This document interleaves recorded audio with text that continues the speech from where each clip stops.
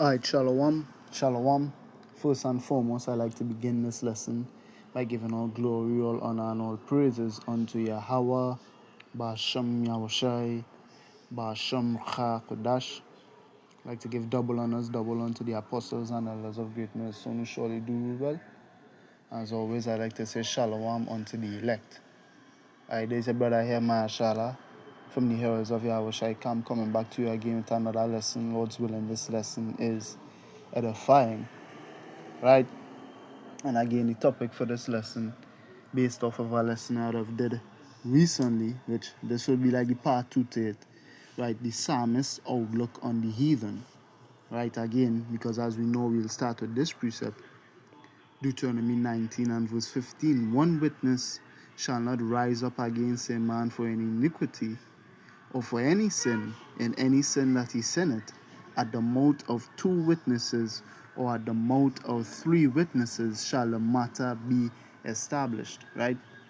And the matter as it pertains to the heathen, right, and what the Most High is said to do with these other nations who are not the nation of Israel, right? We established the matter based on the book of Psalms, right? There were multiple witnesses, Salakia, right, in the book of Psalms which testified about the heathen, namely about what the Most High sets to do with these heathen nations, because again, I started off with that. It's not looking good, bruv, right? The psalmists would have then witnessed or bear witness throughout the book of Psalms about the heathen and their relationship with power, right, with our God, right? And then thereof bear witness with their relationship with us. And what I seek to do in this lesson now is to establish that those witness testimonies or the outlook that they had on the heathen is not only echoed throughout the book of Psalms, but it's also echoed throughout Scripture, right? And first precept I'd like to start with, right, is to go into the first point, which is what their relationship with us, right? The psalmist established that the relationship the heathens have with us is that we don't like them and they don't like us, right? I'm gonna start here. Psalms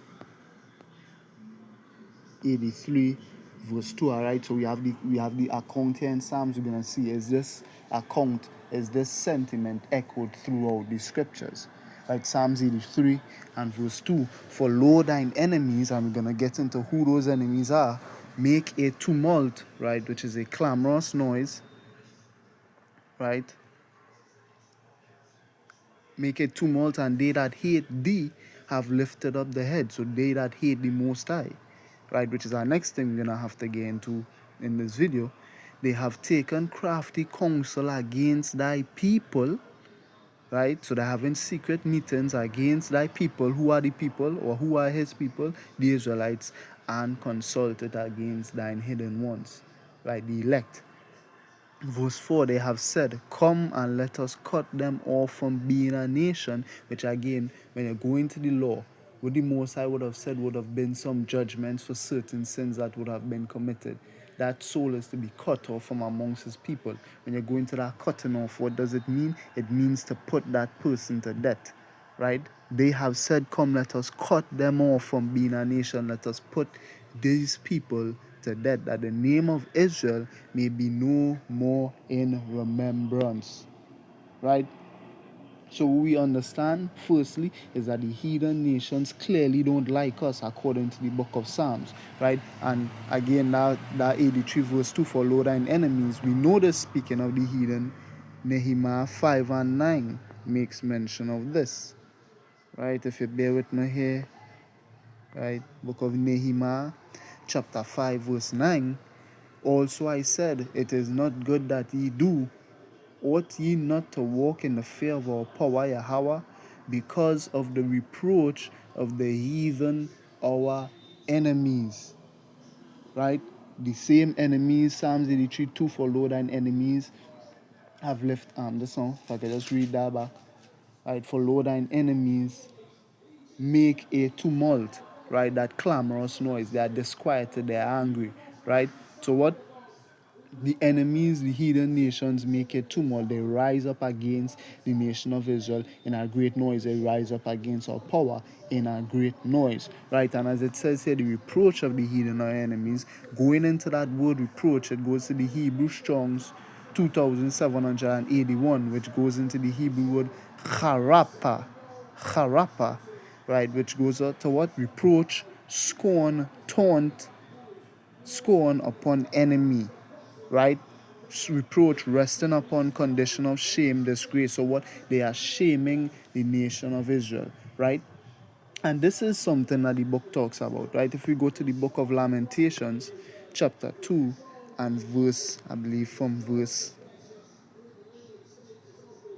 15, right? Lamentations 2 and verse 15, we see them do it in action, right? All that pass by clap their hands, and what we know they that will pass by would be the heathen nations again. And when you read the book of Joshua, even when you go to the book of Judges, when it gives the account of what happened in Joshua, was that the nation of Israel was supposed to drive out from among them all these strange nations that dwelt in the land, right? But when you go in the book of Judges, chapter 1, and you read from verses 28 all the way down to 36, you would see what? I'll just read some precepts here. Verse 31, neither did Asher drive out the inhabitants of Akko or Akcho, nor the inhabitants of Zidon, nor of Alab, nor of Akzib, nor of Helba, nor of Aphik, nor of Rehob. But the Asherites dwelt among the Canaanites and the inhabitants of the land, for they did not drive them out. Right, going, we could go verse 30. Neither did Zebulun drive out the inhabitants of Kitron, nor the inhabitants of Nahalol, but the Canaanites dwelt among them and became tributaries. So what? All that passed by, the heathen nations were dwelling among us even as we were in our land. And on top of that, when you look at the map of the nation of Israel, we were surrounded by who? The enemy nations, right?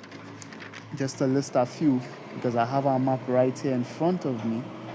Right, when you go now, let me see, north, south, west, east. Right, when you go now to the east border of the nation of Israel, you would have seen, right, from northeast coming down, we would have been bordering Syria. The Ammonites would have been bordering us, Moab, and even when you go to the south of the nation of Israel, you would have seen the nation of Edom bordering the nation of Israel, right? So when it's all that passed by, yes, they were passing by because what? They were bordering our land, and they also were dwelling among us, right? So all that passed by, clap their hands at thee, they hiss and wag their head at the daughter of Jerusalem, which is actions you would make when you're scorning or taunting somebody, saying, "Is this the city that men call the perfection of beauty, the joy of the whole earth?" Right? So they're being sarcastic. All thine enemies have opened their mouth against thee. They hiss, right? Even let me get this word hiss, because we see that word in verse 1 and verse 2. It's from the Hebrew Strong's 8319. Right, it goes into the Hebrew word sharak, which goes to what? Hiss, whistle, and pipe, right? A primitive root properly to be shrill, that is to whistle or hiss, right? As a call or in scorn, right? So now the scorn in here with the whistling, right? They hiss and gnash the teeth. They say, "We have swallowed her up. Certainly, this is the day that we looked for.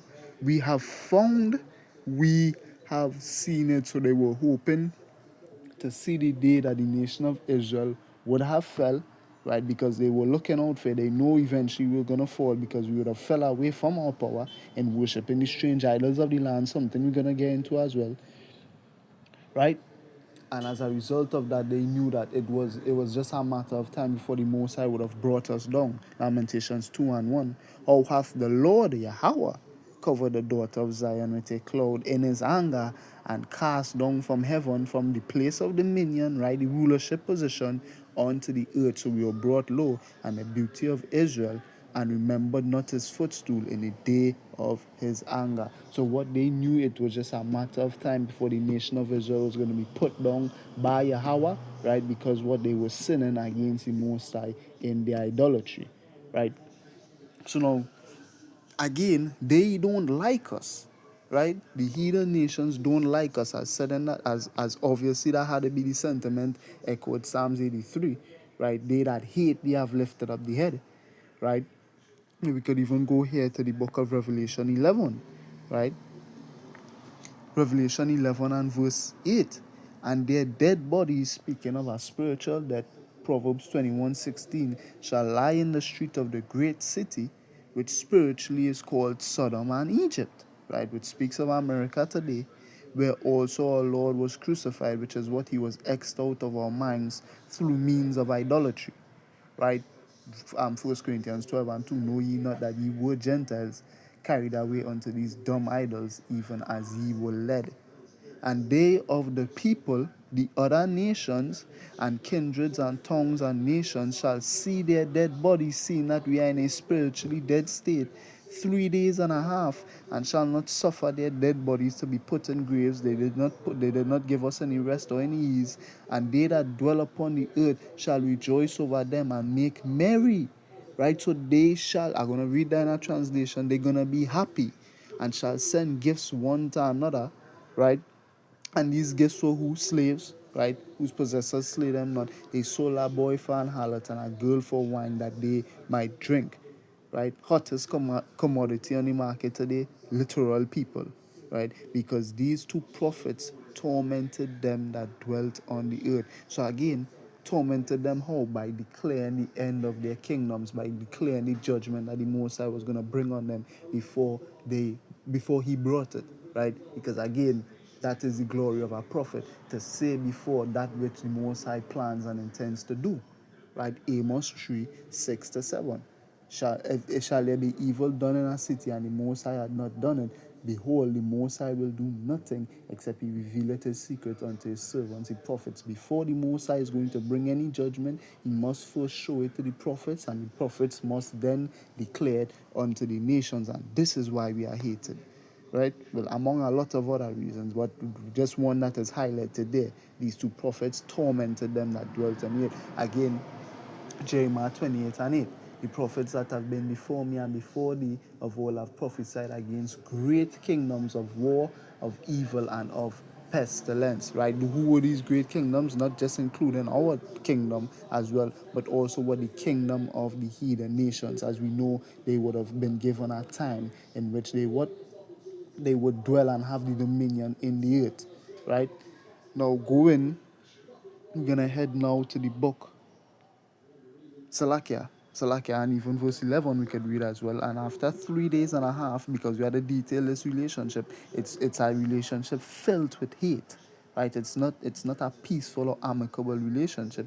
And after 3 days and a half, the spirit of life entered into them, right? So they were brought back to life spiritually, and they stood upon their feet, and great fear fell upon them which saw them, right? This is ultimately why they hate the nation of Israel, because what they are afraid of them, because when they are in the power of their power and when they're standing in their glory, these heathen nations are constantly put to shame, constantly put to flight, and even executed, right? Again, you could read the story about David. He lined up 3 lines of Moabite people and he killed 2 and left 1 alive, right? And the ones he left alive, what do you think he did with them? They were put into slavery, right? Bondage, right? So again, the heathen nations don't like us because they know what it means when we are on top. It means they are below. But on top of that, we don't like them either, right?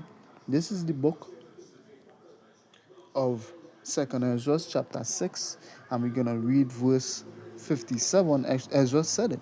We don't like these heathen nations neither, right? There's Second Ezra 6 and verse 56. As for the other people which also come of Adam, the other nations in the earth, descendants of Adam, thou hast said that they are nothing but be like unto spittle, and has likened the abundance of them unto a drop that falleth from a vessel, right? So the large majority, the large multitude that is the heathen nations are nothing but a drop that falleth from a bucket to the Most High. And verse 57, and now, Lord, behold, these heathen, which have ever been reputed as nothing, have begun to be lords over us and to devour us. Right, but we thy people whom thou hast called thy firstborn, thine only begotten, and thy fervent lover are given into their hands. If the world now be made for our sakes, why do we not possess an inheritance with the world? How long shall this endure? How long shall we be under the dominion and the servitude of these heathen nations? Because what? We don't like it. I could promise you that, right? I could even get this one as well, Second Ezra chapter 3 and verse. In fact, this could come out for our next point, Salakia, right? I'm not going to that. We're going to go to the book of Baruch, chapter 4,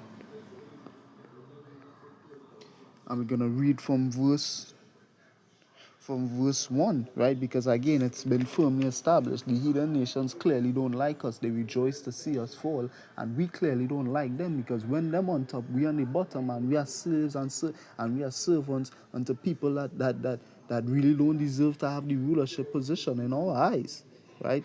They don't like us, and I'm telling you, we still don't like them, right? They Baruch chapter 4, and let's hear what Baruch says about these people. Baruch 4 and verse 3, give not thine honor to another, nor the things that are profitable unto thee to a strange nation. Baruch went as far as to call these people strangers, right? We don't know them. We don't know them from no fucking way, right? So again, volume of the book by the mouth of 2 or 3 witnesses, what has been firmly established by the book of Psalms, the psalmists, right, the outlook of the heathen from the point of view of the psalmists, right, all the way throughout the rest of the book, you clearly see that the relationship between the heathen nations and Israel is basically non-existent. And if there is one, right, it's a relationship filled with hate, right? We don't like each other, clearly, evidently, right? But again, right, as we went into their relationship with us in the first part, right, on the psalmist outlook on the heathen, now looking at it as it echoed through the scripture, could we go now to the relationship that the heathen nations have with our power? Again, because as we would have brought out in the part 1 to this video, right, Psalms chapter 14, if you bear with me here, right, Psalms chapter 14 and reading verse 1, to the chief musician, a psalm of David, the fool had said in his heart, there is no power, they are corrupt, they have done abominable works, there is none that do it good. Right, so according to the book of Psalms, according to the Psalm of David, right, the fool has said in his heart, there is no power. Right, verse 2, Yahweh looked down from heaven upon the children of men to see if there were any that did understand and that did seek power, that did seek him. They are all gone aside. They are all together become filthy. There is none that do it good. No, not one. Right? It's a foolish thing to say in your heart and in your mind and to believe that the Most High is not real. Right? But do these heathen nations believe that the power of Abraham, Isaac, and Jacob, the one true God of heaven and earth, do they believe that he is not real? And according to the book, that is true. Right? Because again, we discussing the relationship with the Most High, the heathen's relationship with the Most High, right? There is none, right? We'd have went into I believe that would have been Psalms 147, right? He shewed his word unto Jacob, his statutes and his commandments unto Israel. He had not dealt so with any other nation. As for his judgments, they have not known them, right? The Most High does not know the other nations of the earth. Amos. In fact, let's start with that, right? I believe that's Amos 3. Right, Amos chapter 3, and reading verse 2. I'll even read from verse 1. Hear this word that Yahweh had spoken against you, O children of Israel, against the whole family which I brought up from the land of Egypt, saying, you only have I known of all the families of the earth. Therefore I will punish you for all your iniquities. Let's get this in a translation. Let's see what the Easy English says. Let's see what the BBE says. You only of all the families of the earth have I taken care of, For this reason I will send punishment on you for all your sins. Easy English, he says, there are many groups of people on earth, but I chose you for myself. You have done wrong things, so I have not been very happy with you. Now I will send trouble to you because of that. And reading the ISV, you alone have I known from among all of the families of mankind. Therefore I will hold you accountable for all your iniquities. Right? You only have I known, and only you have known me. Right? Gonna get back to the second Ezra, what I was speaking of. Right, I said that'd be good for our next point, and it comes up now. Second Ezra chapter is a chapter, right? The book of Salakia, if you bear with me here. This is the book of Second Ezra, right? Chapter 3. And we're gonna read from verse 32. Or is there any other people that knoweth thee beside Israel? And the answer here is no. The other nations in the world do not know the Most High, right? Knoweth thee beside Israel, or what generation had so believed thy covenants as Jacob? Right? And yet their reward appeared not, and the labor had no fruit. For I have gone here and there through the heathen, and I see that they flow in wealth and think not upon thy commandments. Why? Because they are not aware of them, because the Most High never showed it to them. Weigh thou therefore our wickedness now in the balance, and there's also that dwell in the world, and so shall thy name nowhere be found but in Israel. Or when was it that they which dwell upon the earth have not sinned in thy sight? Or what people have so kept thy commandments? Right? Thou shalt find that Israel by name had kept thy precepts, but not the heathen. Right? The heathen nations know not power. Right? So much so that they don't know our God and they don't believe in our God. They have their own gods, right? Even before we get to that, just want to show a perfect example here of the heathen nations not knowing our power.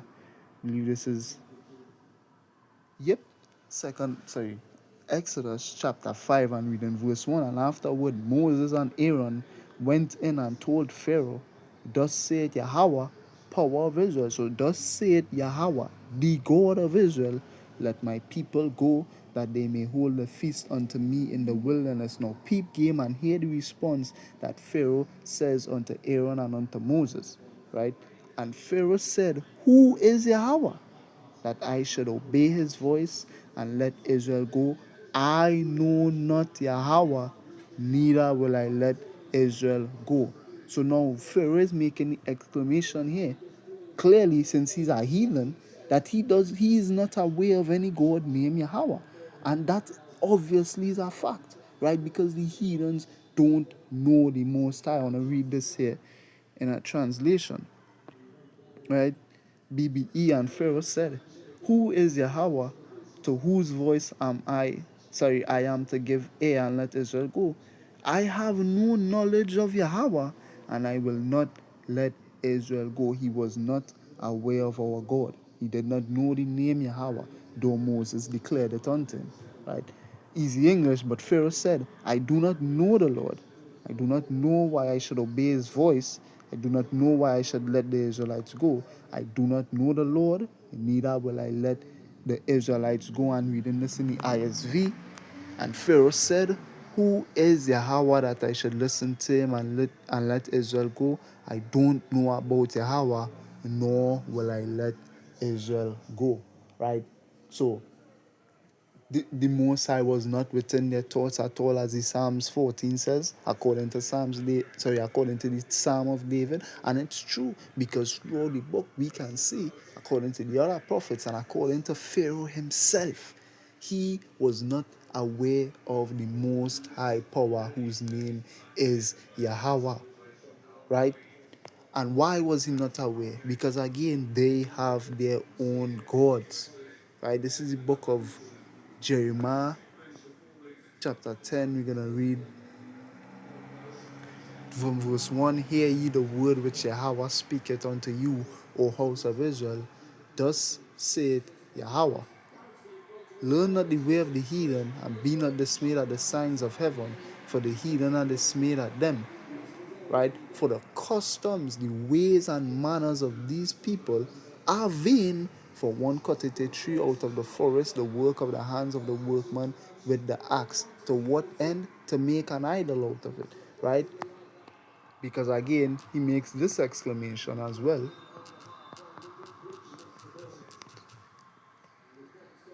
Right?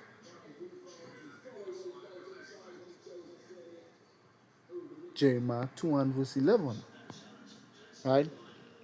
Hath a nation changed their gods? Now, see me tell me a gods plural, right? Because the Most High is telling you, He is one. He is one power. He's a singular being. But the other nations believe in multiple gods, right? And He's saying, has a nation, any of these nations, ever changed their gods, the many gods that they believe in and worship, which are yet no gods?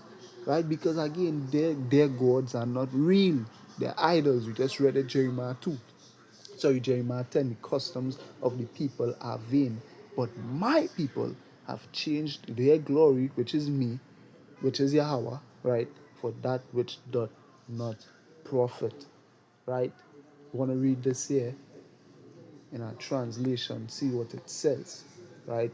Change their gods which are yet no gods, because again these heathen nations have no knowledge of the Most High, right? Has any nation ever made a change in their gods?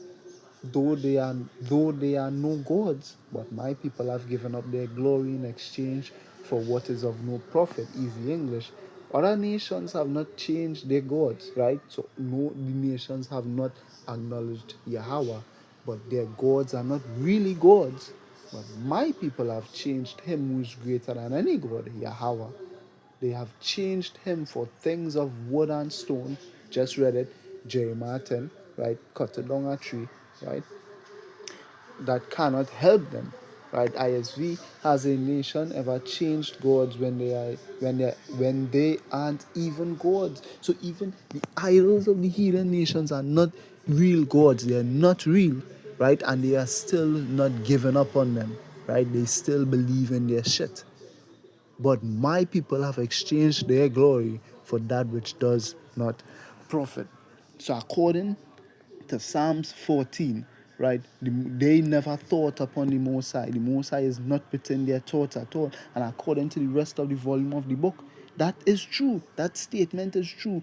All the other prophets and even the heathens themselves have acknowledged that they do not believe in our power. We even see it here, right, with David and Goliath. What did Goliath do when David approached him to battle? Psalm 17, right, and we're going to read, I believe it's verse 43. I'll read verse 42. And when the Philistine Goliath looked about and saw David, he disdained him, for he was but a youth, and ruddy, and of a fair countenance. And the Philistine said unto David, am I a dog that thou comest to me with staves?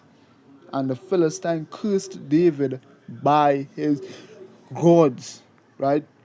So we see in here worship and action from these heathens. He didn't curse them by Yahweh, he cursed them by idols, right? 1 Samuel 17:43 in the BBE. And the Philistine said to David, am I a dog that you come to me with sticks? And the Philistine put curses on David by all his gods, right? Easy English, he said to David, I do not know why you have come with a stick. Perhaps you think I am a dog.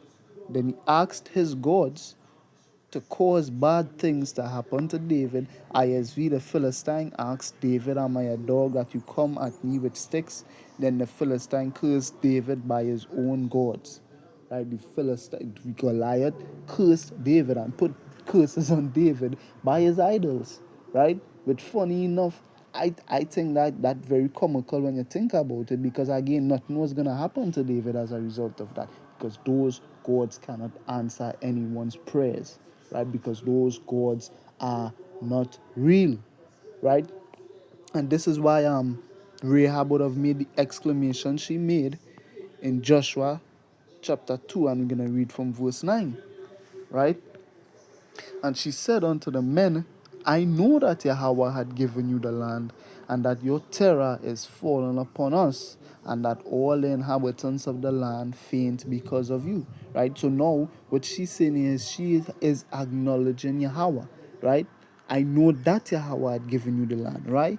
And how did she even know his name? Because after the events of Exodus, which she's going to make mention of here, and events of what happened in the wilderness, which she's going to make mention of here, right? The Most High would have then magnified his name throughout the earth, right? That is what Romans 9 said, right? It's for the same reason have I raised thee up, that I might show my power in thee. Yahweh would have even told Moses, I am going to begin to magnify myself, right? He's going to magnify his name, and he did so. He even told Yahweh after Yahweh prayed that prayer, I believe John 17, right? Is it like glorify thy name, right? And the Most High told Yahweh in response, I have glorified my name, and I will glorify it again. Right? When did he do it? Exodus. Right? So at the time of writing, at the time when the events of Exodus was happening, people didn't know the name of Yahweh. People didn't know the God of the Hebrews, right? They only knew about the strange gods that was in the land that they themselves created, right? The heathens have not acknowledged the Most High. They never did. Their relationship with the Most High is non-existent, as the Psalms 14 says, right? Joshua 2 and verse 10.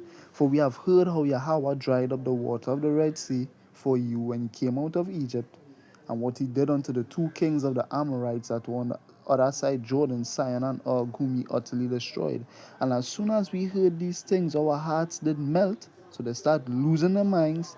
Neither did there remain any more courage in any man because of you. For Yahweh, your God, he is God in heaven above and in earth beneath.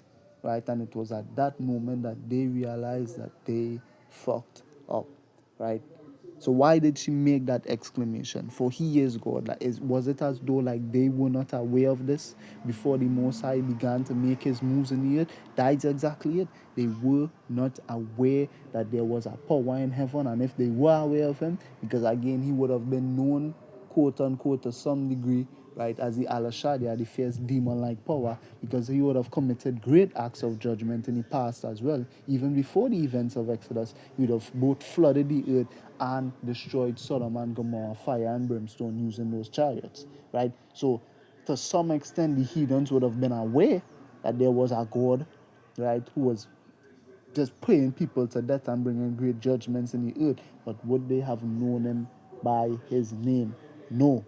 These heathens didn't know the name of the Most High, and a lot of them didn't know who the Most High was, even with those judgments, because again, Pharaoh said it, I know not Yahweh, right? So the relationship, right, of the Most High or with the Most High between the heathens is non-existent, right?